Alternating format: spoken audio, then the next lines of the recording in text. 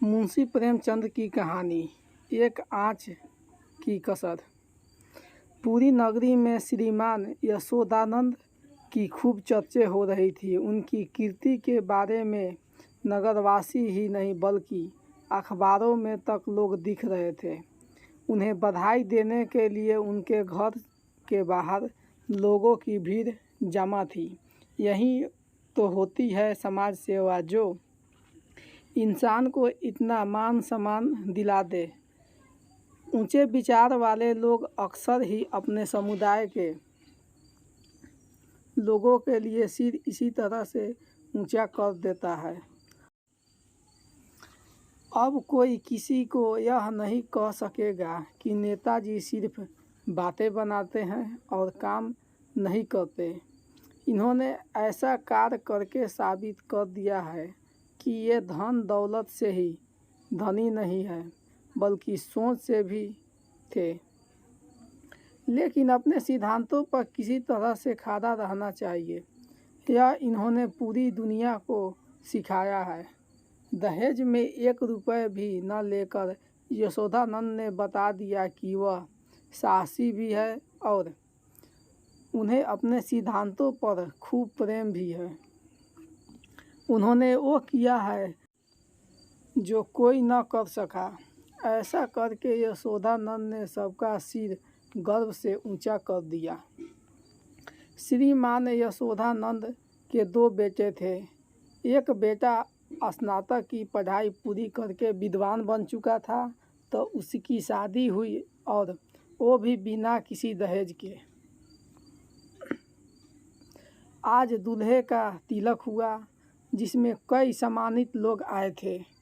महफिल जमाने के लिए कुछ लोग सितारे का हुनर दिखा रहे थे। सब लोग यशोदानंद को बधाइयाँ दे रहे थे और दावत भी तैयार थी। एक व्यक्ति ने यशोदानंद से कहा, आपने कमाल करके दिखाया है। दूसरे मेहमान बोले, सिर्फ कमाल नहीं, इन्होंने झंडे गाड़ दिए हैं। लोग दहेज के खिलाफ सिर्फ बोलते हैं, लेकिन इन्होंने कर दिखाया है। फिर तीसरे अतिथि कहने लगे, लोग पहले दहेज ले लेते हैं और फिर उस पर पर्दा डालने के लिए कहते हैं कि मुझे नफरत है दहेज से।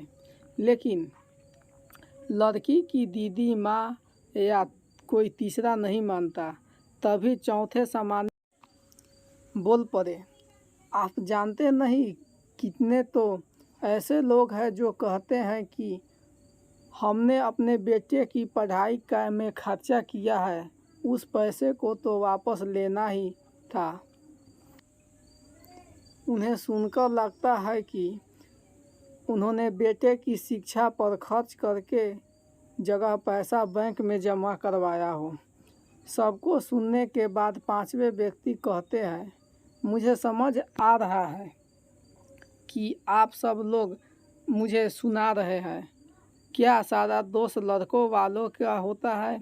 लड़की वालों का कोई दोष नहीं है। यह सुनने के बात को शुरू करने से पहले सज्जन ने पूछा, इसमें लड़की वालों को दोष कैसे? सिर्फ इतना, वो लड़की के परिवार वाले हैं।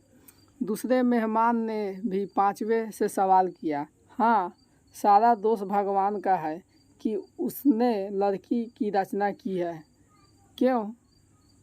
तभी 5वां व्यक्ति बोला, मैंने ऐसा नहीं कहा कि सारा दोष लड़की वालों का है, लेकिन लड़की और लड़के दोनों ही बराबरी के दोषी हैं।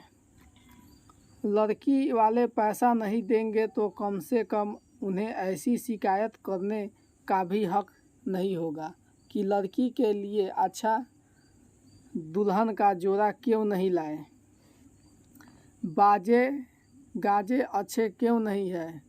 क्यों? चौथे आदमी ने कहा, आपकी बात पर गौर करना चाहिए। फिर 5वां कहने लगा, बस तो आपका मानना होगा कि लड़कों के तरफ दिए जाने वाले गहने जोड़े भी दहेज की तरह ही एक ऐसी प्रथा है जिन्हें त्याग होना चाहिए।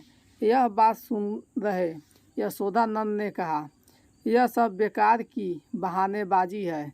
मैंने दहेज नहीं लिया तो क्या मैं अपनी बहू के लिए गहने और कपड़े नहीं ले जाऊंगा? इतने में इस बातचीत की शुरुआत करने वाला पहला व्यक्ति बोला, आपकी बात एकदम अलग है। हम जैसे आम लोगों में आप नहीं आते। आपकी गिनती देवताओं में होनी चाहिए। दूसरे ने जवाब में सिर हिलाते हुए कहा, आपने दहेज की इतनी बड़ी रकम छोड़ दी, बहुत खूब। यशोदानंद तभी बोल पड़े, मेरी बढ़ाई मत कीजिए। मेरा साफ मानना है कि इंसान को अपने सिद्धांत पर चलना चाहिए। सिद्धांत के सामने पैसा का कोई मोल नहीं होता। मैंने भरी सभा में कभी दहेज जैसी कुप्रथा के बारे में कुछ नहीं कहा, लेकिन इस प्रस्ताव पर कॉन्फ्रेंस में मैंने हामी भरी थी और मैं इसे बंध चुका हूँ। मैं चाह कर भी दहेज नहीं ले सकता हूँ। मेरी आत्मा मुझे कभी ऐसा नहीं करने देगी और कभी ऐसा कर लिया तो मुझे मानसिक रूप से इतना पीड़ा होगी कि मैं सहन नहीं कर पाऊँगा। पांचवें व्यक्ति एकदम बोल पड़ा, आपके इस कार्य के लिए कॉन्फ्रेंस में आपको सभापति नहीं बनाया गया तो गलत होगा। यशोदानंद ने जवाब देते हैं, मैंने दहेज न लेने का फैसला खुद से किया। इसके लिए मुझे किसी तरह की पहचान मिले या नहीं, कोई फर्क नहीं पड़ता। इस बीच शाहजहांपुर के स्वामी दयाल तिलक लेकर आ गए। सभी उन्हीं के इंतज़ार में थे। उन्होंने पूरे रीति रिवाज के साथ तिलक किया। उसके बाद दहेज को कुप्रथा बताते हुए यशोदानंद भाषण देने लगे। साफ पता चल रहा था कि उन्हें भाषण की पूरी तैयारी कर रखी थी। उन्होंने कहा कि पहले दहेज जैसी कोई प्रथा न थी। बादशाहों के ज़माने में यह कुप्रथा शुरू हुई। उस समय सारे नौजवान युवक सेना में चले जाते थे, जिससे लड़के कम होने लगे और दहेज से लड़कों का तोल मोल का चलन शुरू हुआ। अब यह कुप्रथा इतनी बड़ी हो गई है कि मेरी छोटी सी कोशिश को लेकर इतनी ज़्यादा चर्चा हो रही है। मैंने किसी तरह का असाधारण कार्य नहीं किया है। हर कोई यह काम कर सकता है। यह प्रथा जल्द से जल्द खत्म होनी चाहिए। यशोदानंद का भाषण थोड़ा लंबा था, लेकिन लोगों ने खूब उनकी तारीफ की। उसके बाद उन्होंने अपने 7 साल के बेटे परमानंद के हाथ में एक पत्र देकर उसे मंच पर खड़ा कर दिया। शायद वो बताना चाहता था कि उन्हें घर का सबसे छोटा बेटा भी कितना बुद्धिमान है।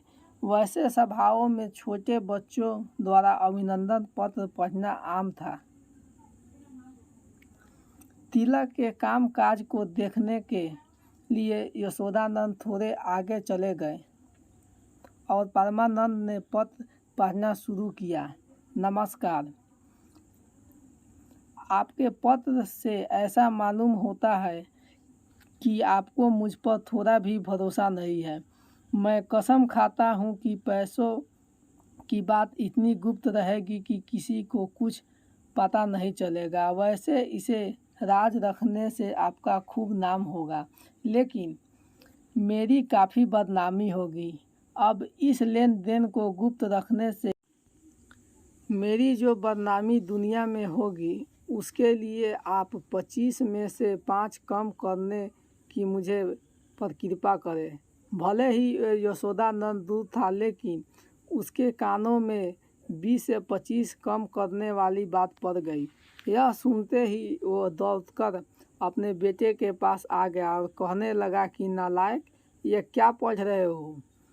यह तो कुछ कानूनी कागज़ है।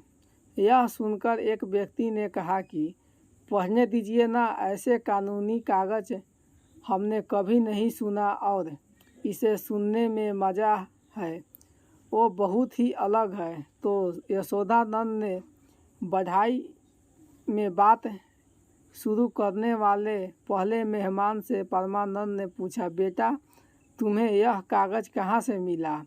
उसने जवाब दिया, मेज़ के दराज में यह रखा हुआ था।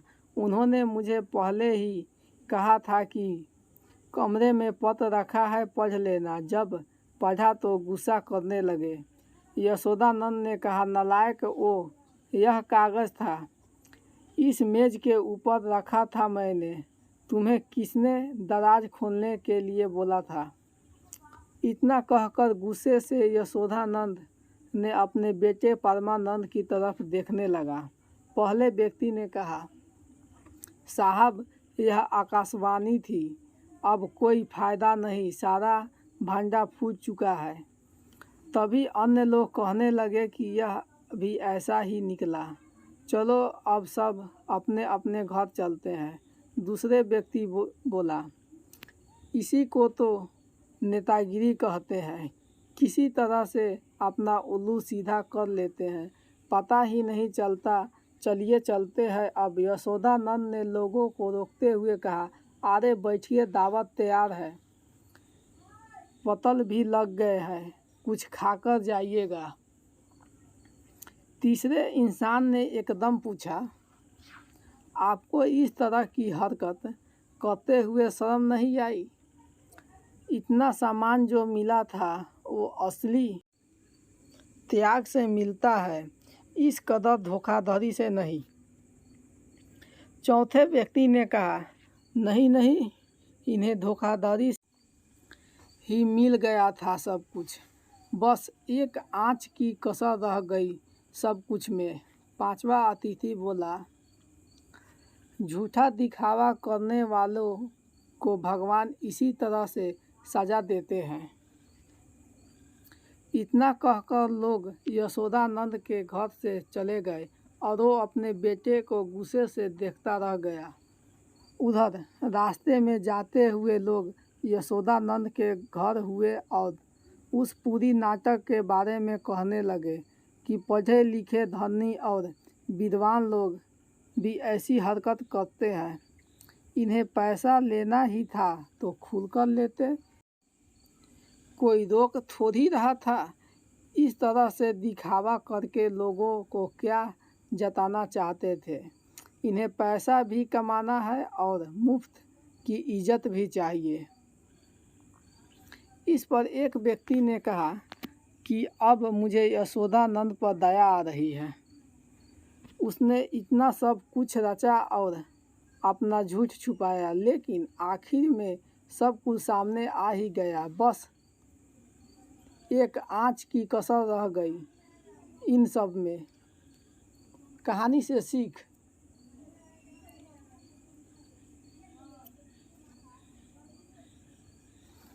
झूठ फरेब की उम्र लंबी नहीं होती, सच कभी न कभी सामने आ ही जाता है। सच सामने आने का रास्ता खुद ढूंढता और झूठ का भांडा फोड़ देता है। दूसरी सीख यह मिलती है कि दहेज एक कुप्रथा है जिसे किसी को भी बढ़ावा नहीं देना चाहिए। आपको ये कहानी कैसी लगी नीचे कमेंट करके हमें ज़रूर बताइएगा। आगे और कहानियाँ सुनने के लिए चैनल को लाइक और सब्सक्राइब ज़रूर करें। अगर आपको ये कहानी पसंद आई हो तो अपने दोस्तों के साथ ज़रूर शेयर करें और ऐसी ही प्यारी कहानियाँ सुनने के लिए हमारे YouTube चैनल से जुड़ें।